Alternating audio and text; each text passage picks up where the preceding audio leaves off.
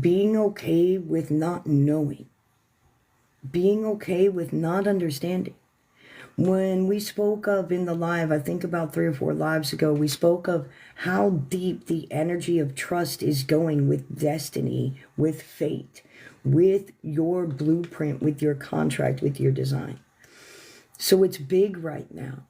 And each one of you are being called to do these things. The heart's devotion, the intention, the notion, it's coming in so quick. And if you don't jump on that moment when you were getting divine intuition to go jump on that thing, go do that thing, go invest in yourself to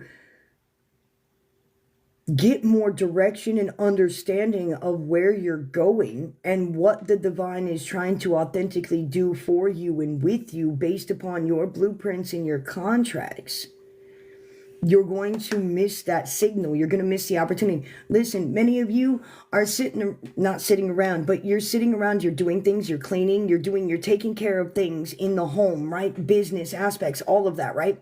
Every day you're living your life. And through those times that you're living your life, let's say you're doing the dishes, let's say you're vacuuming, let's say you're putting laundry away, right? Let's say you're literally doing yard work, okay? And you're connecting with the earth. You're getting divine intelligence and divine intuition. And literally you get something and a thought and a vibration that ignites your heart and ignites your soul about that thing. But yet you're like, oh shit, I gotta finish this first. No, it will be there. Go do that thing and jump on the energy in which the divine is giving you at that moment, because that's the string cord aligned for that door to open up. And then many of you are sitting there knocking on the door, waiting for the door to open up. Well, you missed the alignment because you said, no, I have to do this load first, or I have to do this laundry first, or I have to do this first, or I have to do that first. You know, I'm going to take a mother's experience here. When I had my first daughter at 19 years old, God love her, man, for putting up with me.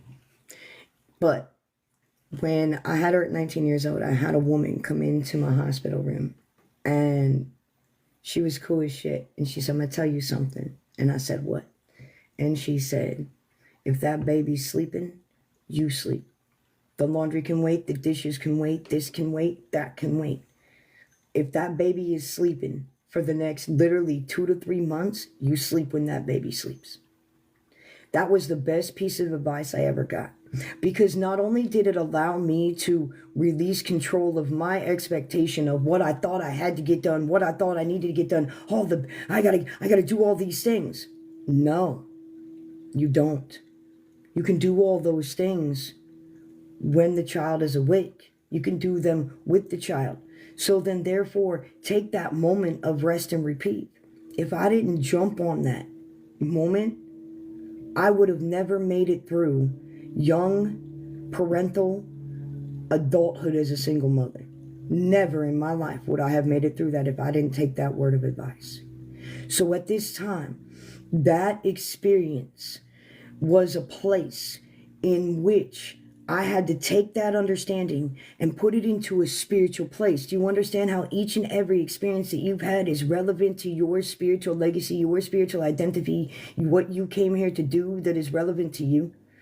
And so in that experience now, it's allowed me to listen way more clear to the divine and spirit, that when there's a go button inside my heart and in my mind that aligned, in my core at the same time.